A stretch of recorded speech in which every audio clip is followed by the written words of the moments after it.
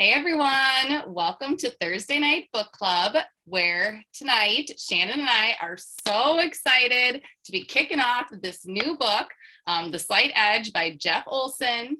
No relation if you know my former name was Olson, even though I did get asked that question by my husband. So over the next several weeks, we will be diving into how we can turn the simple disciplines we need to do when it comes to our business and kick it into massive success and happiness. So chapter 1, the beach bum and the millionaire. I absolutely loved the quote that starts out this whole book. The only person you are destined to become is the person you decide to be, by Ralph Waldo Emerson. This couldn't be more true. Your life, your character, the business you want to build all comes down to you making that decision and you deciding whether or not you want to take the necessary actions to become that person. So the first couple of pages, he talks about two different people.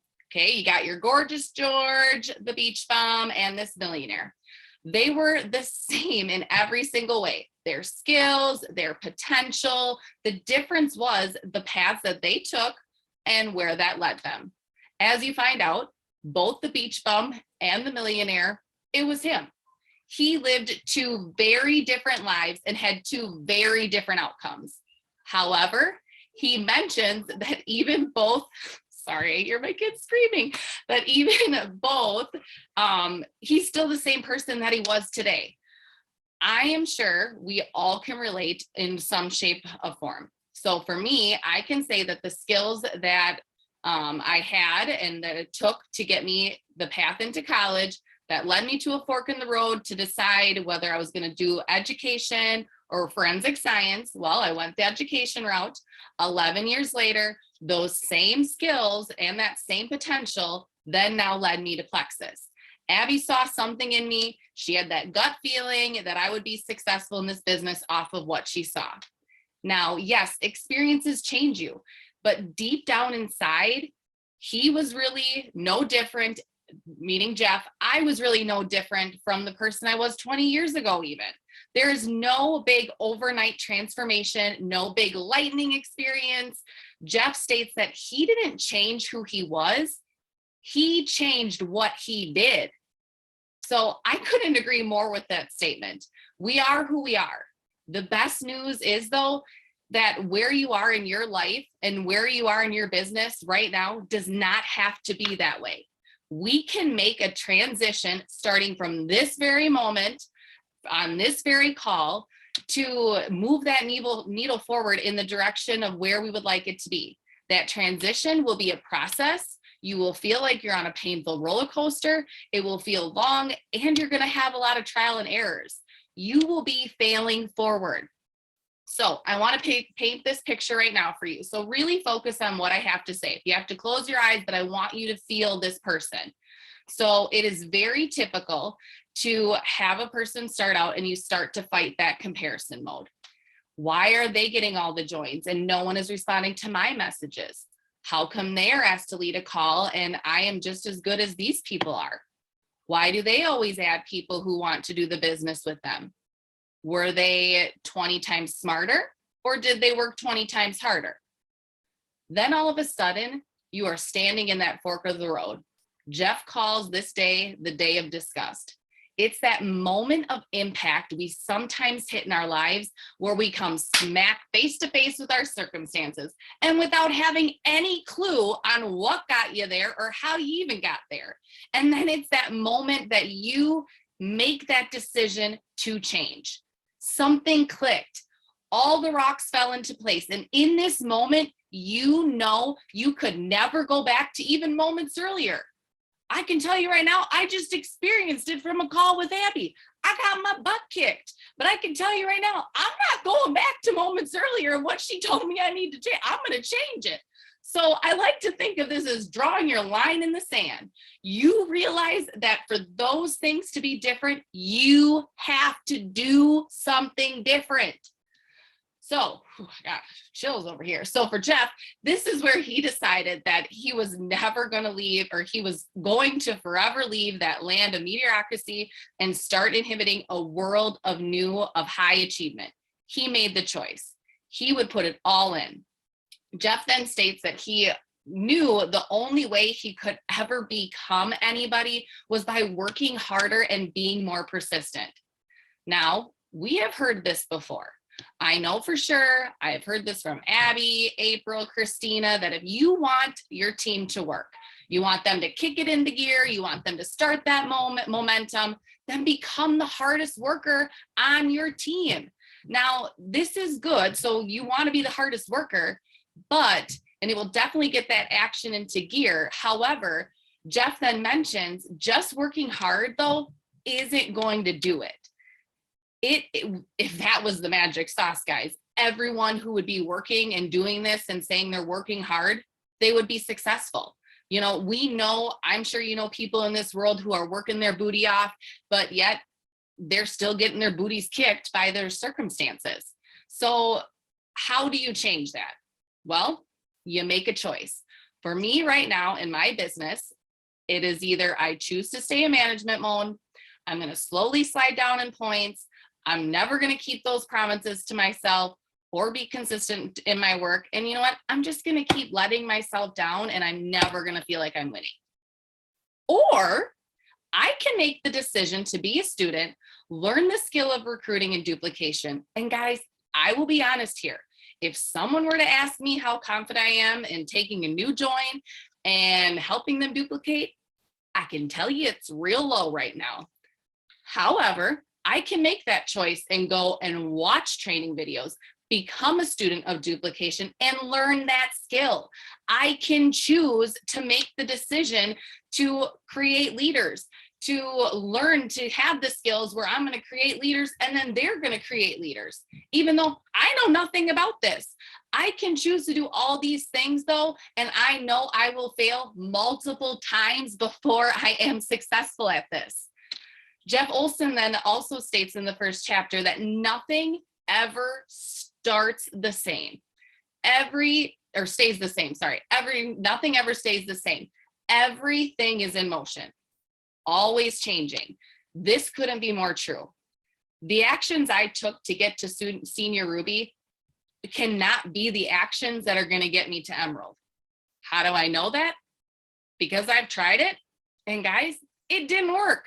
In order to go to the next step in your business, you always have to be learning and growing. You always have to be that student.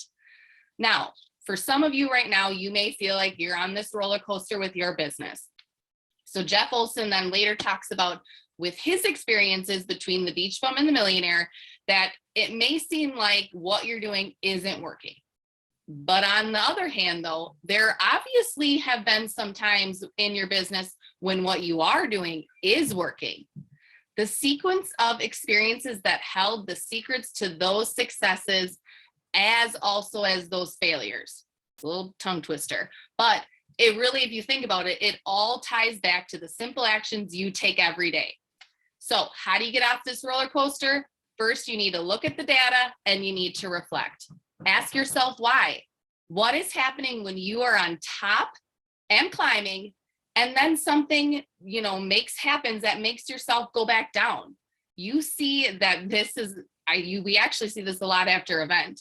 You come back from convention or leaders retreat and you're on this high, right? You get into action, you're implementing all the things, and all of a sudden something happens and you start heading towards failure.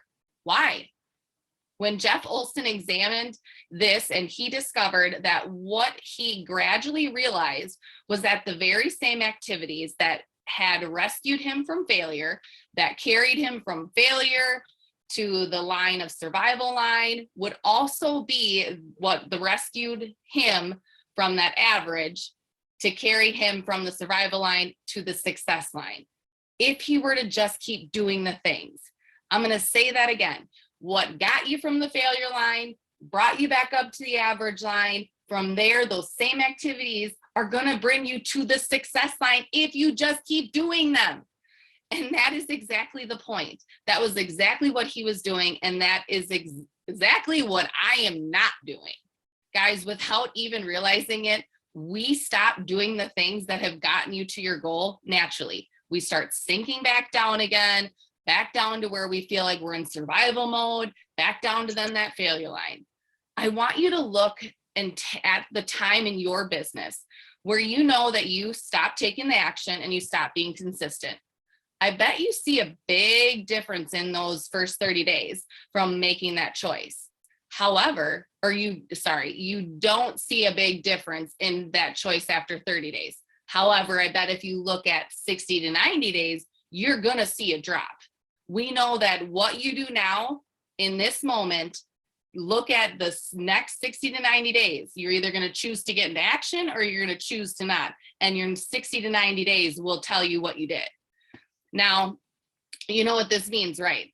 It means that you know how to do everything it takes to make you outrageously successful. All you have to do is to keep doing the things that got you this far. Stay consistent. That's the secret. Anyone who is a jewel right now, and any jewel that's what they've done. And that is what then 99.9% of the people don't do.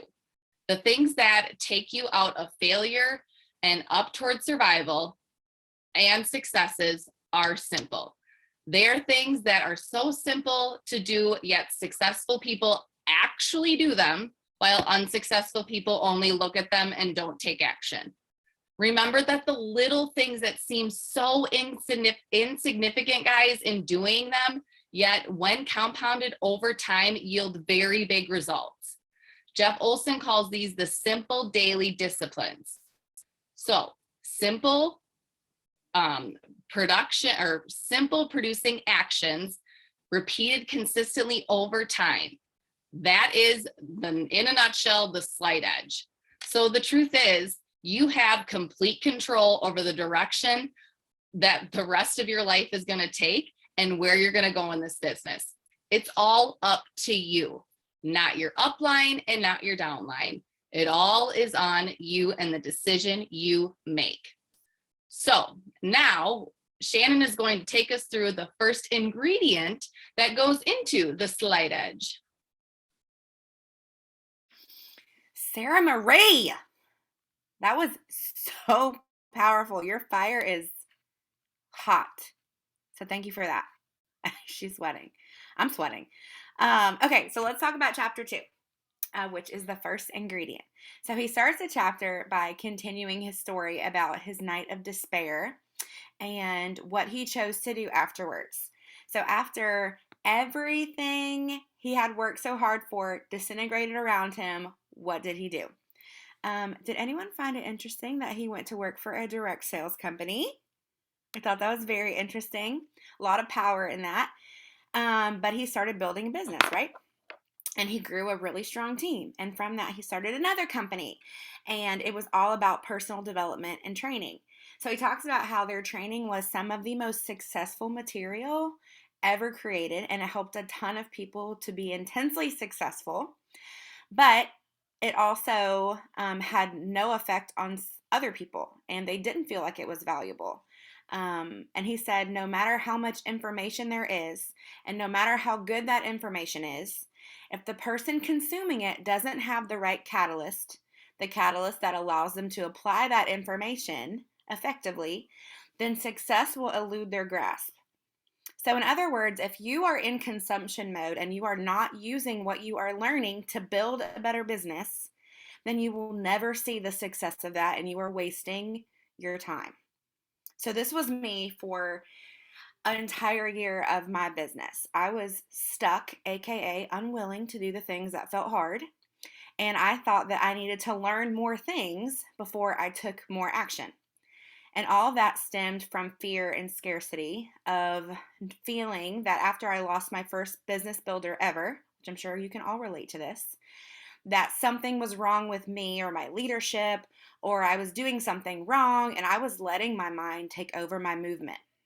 And if this is you and you are stuck in consumption mode, do not let your mind take over your movement. Okay, movement comes before confidence. Rachel Griffin just said that in the chat a minute ago. Action comes before confidence. He says, what you need to transform your life is not more information. You need the secret ingredient. So he finally tells us what the heck this ingredient is. And honestly, it made total sense. And what's even more powerful is we already know what that is. We know what it is because our leaders talk to us about this all the time. Because of this team that we're on, we are already implementing this ingredient in our business right now. And that ingredient is your philosophy. But we don't say philosophy here. What do we call it? Your what? Your why. Yes, your why. Your philosophy. What drives your actions. He says focusing on actions, the what to do's and the how to do it is not enough because it's the attitude behind the actions that keep the actions in place. It keeps you going when things are getting hard or boring or mundane. Your why is the reason why you are taking action right now. Giving up your time on a Thursday night to learn and grow is not because you want to come stare at a pregnant woman for 30 minutes. It's because you see something so much bigger for yourself and for your family than what you can see right now. I also encourage you to dig into that why and do it tonight. Do it tomorrow, immediately. Go 7 levels deep with your why. What do I mean by that? So Rachel Griffin, who is my upline and also my favorite cousin, she did a sneak attack on me one day in my coaching call about a year ago, maybe a year and a half ago, when I had gone from senior gold down to 60 points. And I finally admitted that I felt my why and my motivation was not very strong. So I wanted to make more money. She asked me, what is your why? I said, I want to make more money. I want to be financially free. I want to travel more with my family. I want to be able to support us when my husband retires from the Air Force. And I thought that was my deepest why. Turns out that was the first level. And Rachel said, okay, why? Why do you want those things? And I said, well, I want our family to have experiences and culture and be able to grow closer together because of all the things that we've seen together. And she said, okay, why? Y'all, she asked me why 7 times. And by the end of the call, I was sobbing, hysterically crying, because that 7th level was so deep and it is emotional and it takes a lot of vulnerability. But it was so powerful. And I'm so thankful that she sneak attacked me and made me dig that deep when I was not expecting it. And I challenge you to spend time doing that to yourself and with your team. You will get to know their hearts so much more than you ever thought, and it will bless their business by them understanding what is their solid purpose behind why they are building a business in the first place. The 7th level is vital. So make it a priority to know what that is in yourself and know what that is for your team. So the last thing he talks about in this chapter is failure, our favorite. Just kidding. I'm an Enneagram 3 and I hate to fail because I used to think that it made me look incapable or unable to accomplish something that I obviously was trying to achieve. And I would avoid failure by bowing out when my success started slipping. So I could say, well, I didn't really try as hard as I could have, and that gave me an out to feel like instead of accepting that I tried really hard and it didn't happen, I could say I didn't really try that hard at all. But thanks to this team, my views on failure have changed completely. And more importantly, I have failed forward and learned from things, which is what failure should be. The failures that we face in parenting and in marriage and in life and in our business, all of that has the opportunity to teach us something if we are humble enough to let it. In the movie Finding Nemo, Marlin and Dory are on the hunt for Nemo, and Marlin says, I can't believe I lost him. I can't believe this happened. I promised Nemo I would never let anything happen to him. And Dory says, well, that's a weird thing to promise, because if you don't ever let anything happen to him, then nothing would ever happen to him. And that seems like a really boring life for poor Harpo. So imagine if you were a diamond and you never failed, not one time. You never learned from your failures and got better because of it. Can you imagine if you woke up tomorrow and you were magically Christina Williams, but you only had the knowledge that you have right now? Anybody else start to panic? Because I feel like I want to be a diamond tomorrow, but am I ready for that? Have I learned what I need to learn to lead a diamond team? I mean, I'm happy now to face failure and to face my struggles and to embrace the things I need to do when things feel hard and work through those struggles that hold me back. Because when I'm a diamond, I want to know I'm able to pour into my team and be the best leader I can be because of all of these failures. So remember that the next time something feels really heavy or really discouraging, that you're learning from this now so you can guide your diamond team in the future. And that is chapter 2. Awesome. All right. Thanks, Shannon.